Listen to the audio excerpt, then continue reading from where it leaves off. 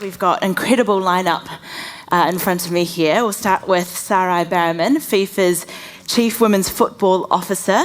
You played for the Samoa national women's football team. You served as finance manager and later CEO for the Football Federation of Samoa. In 2015, you became the only woman appointed on the FIFA Reforms Committee following the corruption case. And you've always strongly advocated for women in leadership roles within FIFA and football organisations. Anna, you're currently the Asia Pacific editor of Washington Post, former editor of the Dominion Post and editor for Stuff in Wellington. You were at the Financial Times for 13 years and you're also an author. And we've got businesswoman and entrepreneur Naomi Ballantyne, who founded not one but two life insurance companies. And last year you sold your company for $1 billion. And last but not least, we have Julie Foudy, two-time FIFA Women's World Cup champion, two-time Olympic gold medalist. You're the former captain of the US Women's National Team.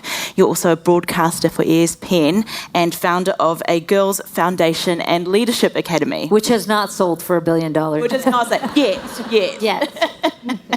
There's still time. My goodness. Okay, well, I want to start by asking all of you, for your respective industries, why is it important to have women in leadership, and what does it mean for those workplaces? Well, I'll start.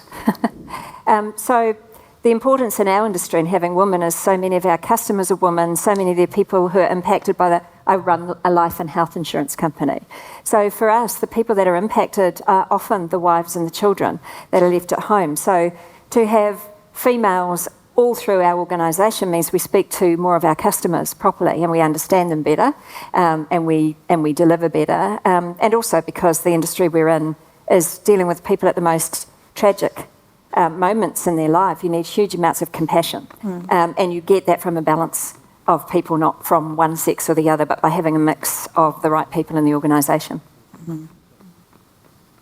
Now, I'll go next. I think, coming from a sport that women for a very long time, ignored is probably too strong a word, but it's been an afterthought for many years. When we were playing and we were young on the national team, you constantly had to shake those around you to say, hey, are you paying attention to what we're doing? Are you paying attention to marketing and staffing and all these things that build up the women's game? And so the importance of having a seat at the table as a woman who can make sure that when they wake up every day, their priority is the women's team, their priority is the women's game in our sport, makes a huge difference. Because I don't think it's even necessarily a conscious bias by some people, but they were not raised on women's football. They weren't raised thinking about women's soccer in a certain way. And so you need people around the table that will nudge them and remind them, hey, you need to be thinking this way. And that's why it's vital you have women around the table who care deeply about it, who can say, let's remind everyone that we're waking up today thinking about this, because that will make sure we water that garden and it will bloom. And a lot of people say, you can only be what you see. And so if you don't see female leaders, you don't see women leaders, then how do you know that that's possible? It's possible, right? Yeah. What about? I would just echo what Julie has said.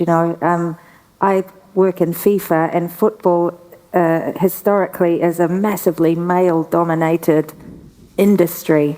And when I arrived in FIFA, it was after the reforms. And in 2015, we have this saying, I don't know if I should say this, I'll say it anyway. FIFA was pale, stale males. Like there was a picture of the executive committee before the reforms took place, and it was all white, European, old men. And I'm glad to say the face of FIFA is changing. I mean, now there are different people at the table, but it's quite simply, when you have a diverse decision-making body, you make better decisions because different opinions come to the table. People challenge each other. As women, we naturally bring a different point of view to men.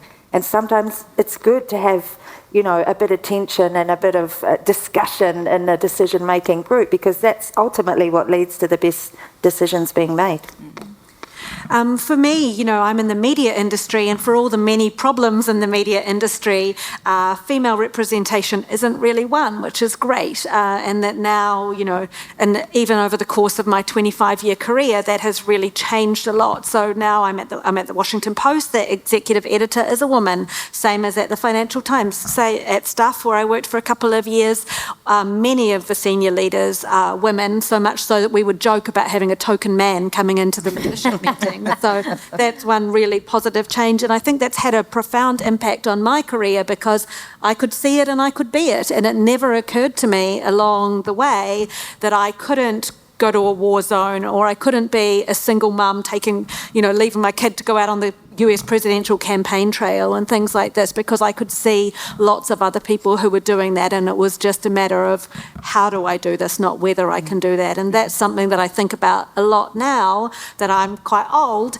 how I can play that same role model and support younger women coming up in their careers.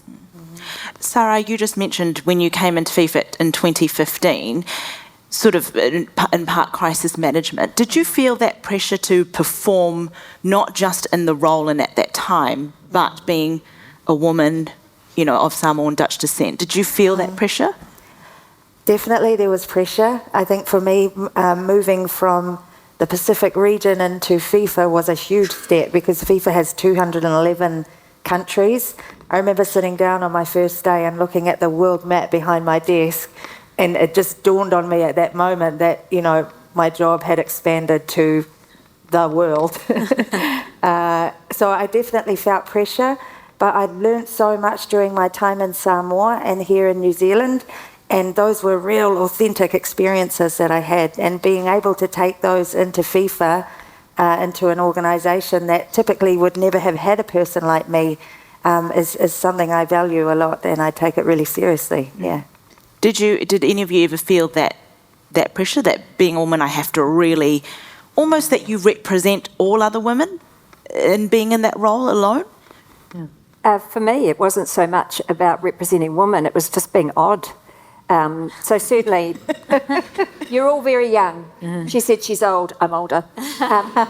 And when I, started deciding that I would go out on my own and build some businesses on my own, there was no one like me to see. And actually, you had the judgment from both men and women about what a woman should have been. So bringing up a child, working, all of those sorts of things. So all the way along, the pressure was being odd, not so much being a woman, but just being completely different from everyone else. But the thing that you learn along the way is being odd is the reason why you have the success that you have too. That difference is good. I would say that the time I felt the most pressure, which I put on myself, was the time that I had my baby, and I was determined to prove that this would not affect how I worked or change me in any way. So I did all sorts of crazy things, like I was a White House correspondent, like pumping breast milk in the White House toilet. Very glamorous. And I've done that. Yeah. And I tell my mom that. I call her from the bathroom. I'm like, you're never going to believe what I'm doing. A bunch of Fox News cameramen, literally a metre away on the other side of the door. It was horrendous. But also, really working so hard to prove myself and kind of running myself ragged at that time. And so now I know, as a kind of boss, sometimes you should absolutely employ the working mother because nobody gets stuff done like a working mother. 100%. Both of you have mentioned, being parents and being mums. Naomi, you've told me, when you were starting out and you had a son, you actually got blasted for being a working mum. Yeah. Can you sort of explain a little bit more about that? Everybody thinks they have an opinion and their opinion is right. So your child will be ruined. They'll be either spoiled because you'll spoil them because you're earning all this money and therefore you're going to spoil your child, or they won't know you, or they'll hate you, or they'll rebel about you, or something. They're going to have 3 horns and 6 limbs because you're a working mum. Seriously. And what I now talk to women's groups about, and all of you lovely young ladies who one day may be mothers, is that my son is a superb human being. He is smart. He has got a fantastic career. He's married to a fabulous wife, and he absolutely adores his mother. So I So whatever You won. I did worked. And I say to people, it doesn't matter what you do, whether you have a nanny, whether you look after them yourself, whether you put, they go to daycare, they will be fine because you love them as hard as you can. They will be fine. Julie, you've talked about, you're from the West Coast in America. You've mentioned in the past how West Coast parents are quite focused on goals, very outcome driven. Yeah. You run a academy and a girls foundation. So your idea of, you want to expand the idea of being a leader, don't you? And you want to sort of let them know that it's not just the end game. Can you talk more about that? Yeah. We Americans are quite crazy, as you know. What? Right? A lot of outcome. You will be on top of that podium. Or it's failure.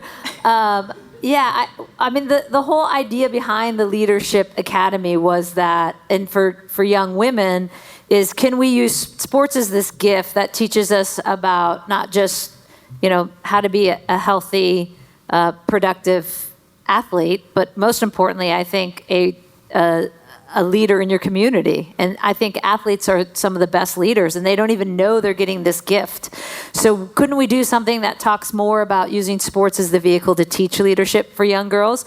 And what I noticed, and I'd be interested to see if it's any different in New Zealand, but a lot of American young girls, even as the most confident and seemingly well-adjusted girls, are very resistant to kind of step out of their comfort zone and raise their hand and speak up. And so most of what we talk about is just this idea of standing out and being different and being okay with that and being uncomfortable and being comfortable in uncomfortable situations, which is, I think, one of the greatest skill sets in life, honestly, if you can actually embrace being different instead of, I'm always saying to my kid, my 16-year-old, you're dressing just like everyone else. Like, wear something else. Like, you look like everyone else. Like, let's be different here. Like, let's not follow what everyone's doing. So, and the other side of that, of course, is leadership is simply service, I think, and inspiring others to do more. And if you can do that in small ways and small acts all the time, then this world would be a lot better place. We're not so focused on outcomes as much as helping the person next to us. Good things happen when you're good to people. Can I just add to that? The only outcome that counts to me at the end of my days, and they're getting closer, is that I liked myself. I'm content with who I was, not what I did and what I achieved. And I call it having my mother, Tongan mother, religious Christian background, sitting on my shoulder telling me I did good today. And so if you can get to the end of your life and like who you have been because you've stepped out of your comfort zone, you've helped other people, all of those things, then you've succeeded, and it doesn't matter how much money you have or how big your house is. Right on. Yeah. At the moment, what do you think are the significant barriers of having more women in leadership in all industries? I would say that from where I sit, when I look at women in public life, whether they are journalists or politicians or anybody who has a leadership role in the public eye, the biggest challenge facing women and staying in those roles is the enormous amount of kind of trolling and vitriol and things that have erupted as a result of this whole misinformation, disinformation, fake news environment that we live in now. And that we saw the kind of pressure that Jacinda Ardern came under as the Prime Minister of our country.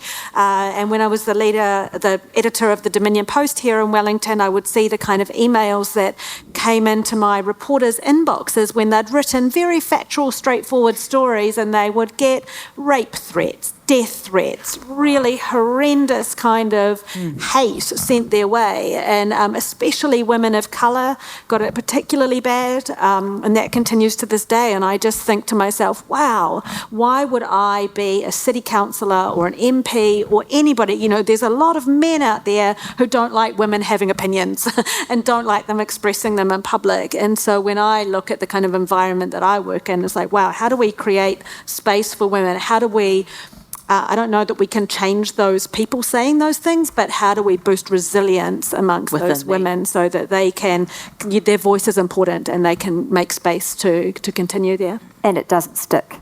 Like I said, when you're odd, when you stand out, people want to bring you down. And that's not about you, it's about them. And when you realise that that's about them feeling bad about themselves, it doesn't carry in, it's not anything to do with you. You can carry on, right? You read those things, you go, I feel really sad for that poor man.